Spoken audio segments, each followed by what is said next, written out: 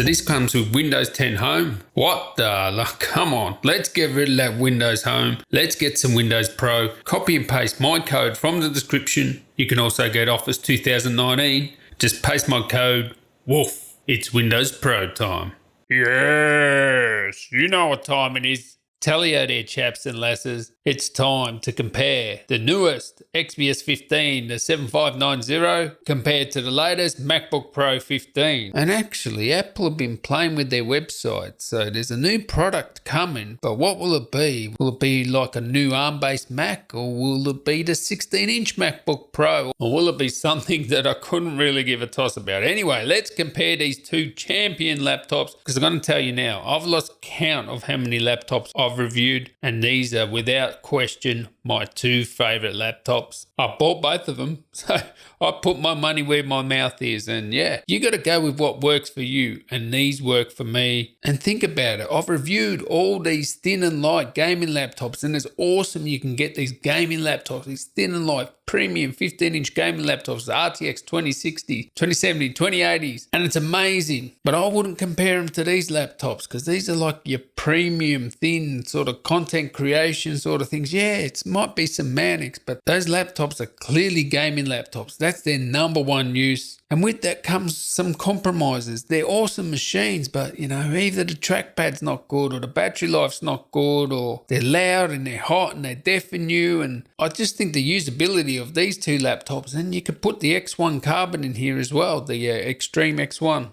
from Lenovo. They're same, but different. So I think these are the two best in this class, the XPS 15, the MacBook Pro. Let's see which one's right for you. When it comes to price, okay, I've got to say this without laughing, yeah, right. So I spec'd up two with the i9, the best i9 you can get, the best graphics, 32 gigs RAM, 1 terabyte SSD, $3,949, the MacBook Pro. This is US prices, $3,949. I thought they put down the SSD prices and still friggin' expensive. Same sort of spec, XPS 15, $2,649. It should be no surprise to you that the Mac costs more, and either you want to pay that extra or you don't. It is what it is. It's your money. Do what you want with it. But what is that difference? That's like, what is it, $1,200, $1,300? Think of what you could do with that. You could actually buy an XPS 15 and a MacBook Pro 13-inch for that same sort of price as what the MacBook Pro 15 costs. Then you would have the best of both worlds. You could actually buy an awesome external display for the XPS 15. Probably have change left over. You could buy an eGPU for the XPS 15 with a nice RTX graphics card and still probably have change. You get the idea. I guess there's no question the XPS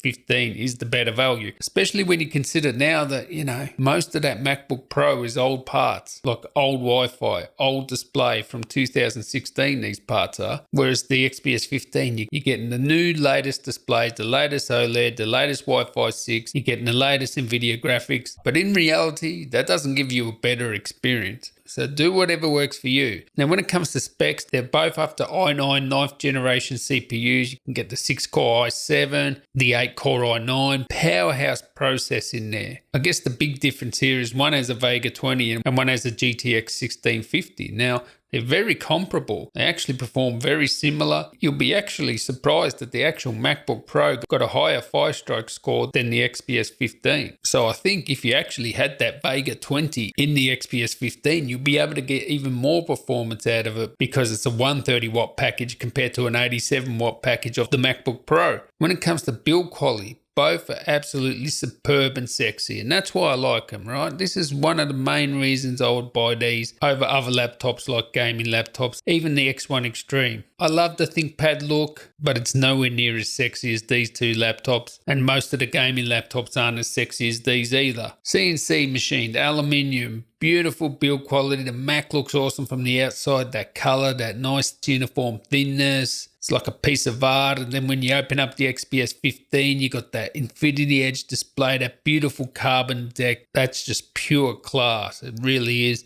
I really do wish they had a white deck with the XPS 15. That'll be awesome. Come on, they got it on the 13-inch XPS, but both of them top quality in that regard. When it comes to weight and thickness, the Mac is thinner and lighter, 15.5 millimeters, and what is it, 4 pounds or 1.8 kilos, whereas the XPS 15 is like 2 kilos and up to 4.5 pounds. It does actually start at a lower weight if you get the small battery in the XPS 15, but certainly the MacBook Pro is thinner and lighter. It actually looks thinner than it is because it does have a bulging underbelly and thin edges. And also the XPS sits up a bit higher, but the XPS 15 feels more compact because of the aspect ratio of the screen. So yeah, they feel similar to handle. When it comes to ports, the MacBook Pro has 4 Thunderbolt 3 ports, which is awesome. So you can charge it on either side. Lots of bandwidth there. And if you've changed to USB-C, you're going to like having all those ports, but there is a downside. You don't have SD card slot, you don't have normal USB, no HDMI. You're going to be using dongles or adapters, whereas the XPS 15's got all the ports you want, full-size SD card slot,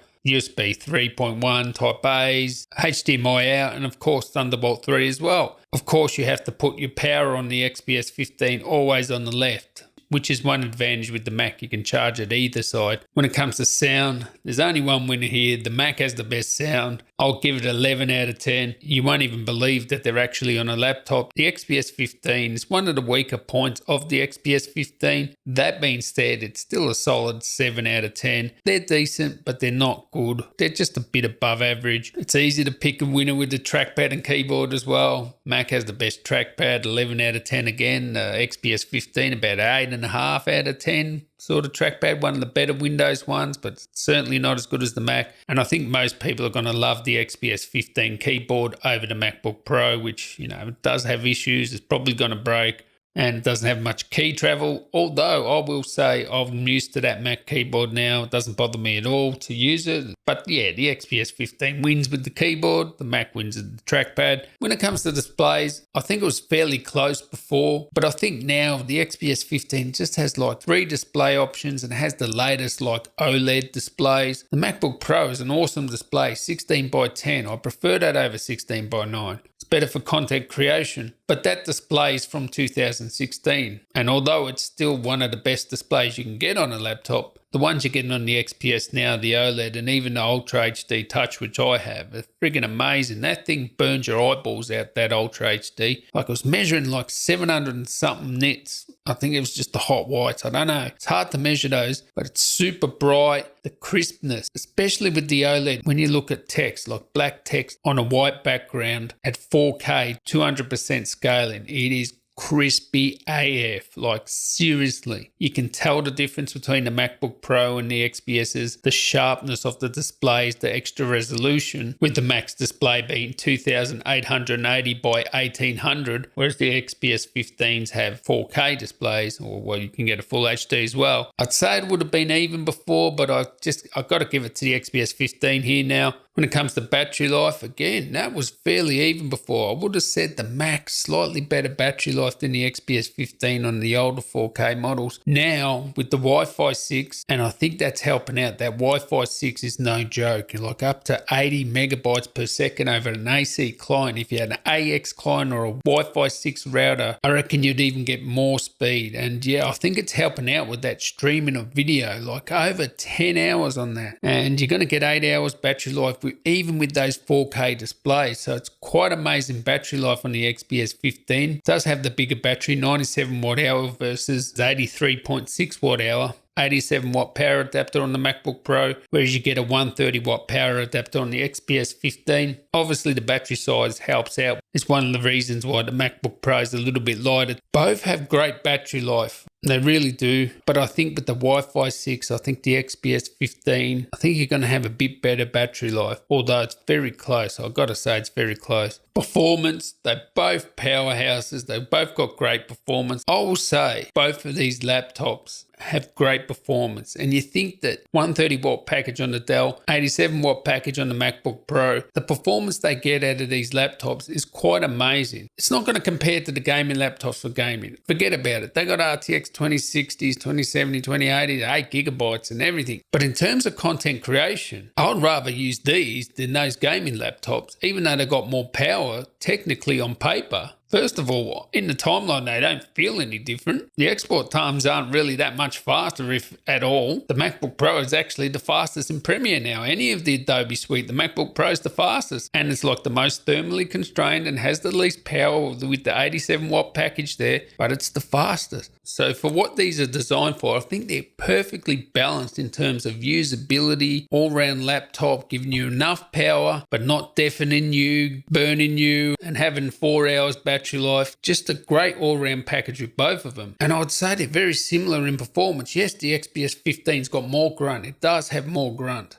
That i9, you can get up to 5 gigahertz, you can undervolt, you can overclock. You got 130 watts to play with as well, rather than the 87, and the Mac will draw from the battery as well. And they both game sort of similar. As I said, the Macs are faster in Adobe Suite now because they've optimized for the Mac. They need to do it for the PC. But you're going to be happy with the performance of both. But yeah, technically the XPS does have more power. When it comes to noise and heat, they both sound very similar. They're actually really good compared to gaming laptops. Both of them, the fans don't come on until late, until they get really hot. So for just regular lightweight tasks, you're not going to hear the fan. So you really have to push them to start hearing the fan. The Mac is really good for external heat. You don't really feel external heat that much. It gets a little warm underneath. The XPS 15 will be slightly hotter underneath maybe, and they're both good in that regard. Much better than gaming laptops for sure. And the fan noise, they're both loud once they get going. One's not better than the other, but I like it better than the X1, which has like a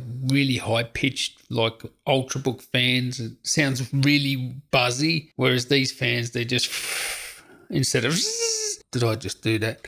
Now, when it comes to upgradability, you can upgrade the Mac. Yes, you can. The software, but the hardware, you cannot upgrade. You get what you get, and that's it. The XPS 15, of course, you can upgrade the storage, the M.2 SSD. You can upgrade that. You can upgrade the Wi-Fi. Why you would want to upgrade the Wi-Fi? It's got the best Wi-Fi, but you can upgrade it if you want. You also can upgrade the RAM. Mac, you can only go up to 32 gigs. You can get 64 gigs RAM in the XPS 15. And if they ever do bring out 64 gig DIMMs, you'll be able to put 128 gig in there. But with the Mac, if you're super rich, you can get a 4 terabyte SSD.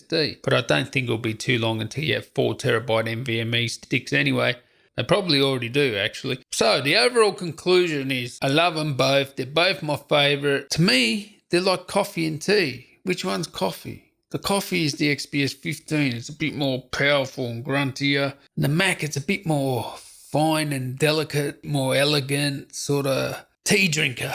And I like coffee and I like tea. And I don't want to have to choose in between them. Sometimes I like coffee, sometimes I like tea. But I'm not going to sit on the fence. I always said you could argue the Mac was the best laptop. But it's pretty hard to argue that now when you think that all the new parts you get with the XPS 15, the Wi-Fi 6, the latest OLED displays, the latest NVIDIA, and it's much better value. You can upgrade it and it's got a bit more grunt. So there you have it. Which one do you think is the winner? Let me know down there in the comments. It's going to be very interesting next year or so because there's going to be a 16-inch MacBook Pro. Will it replace the 15-inch? We don't even know if that's going to be a thing. It might be all Pro. It might be super expensive and maybe they keep the 15-inch. And you got to remember, next year there's going to be an XPS 17. So stay tuned to this channel, subscribe. We already know Dell's roadmap. And by the way, the next XPS 15 is early next year, if you wanted to know. Still has the same graphics card. On the roadmap, it said it had the same graphics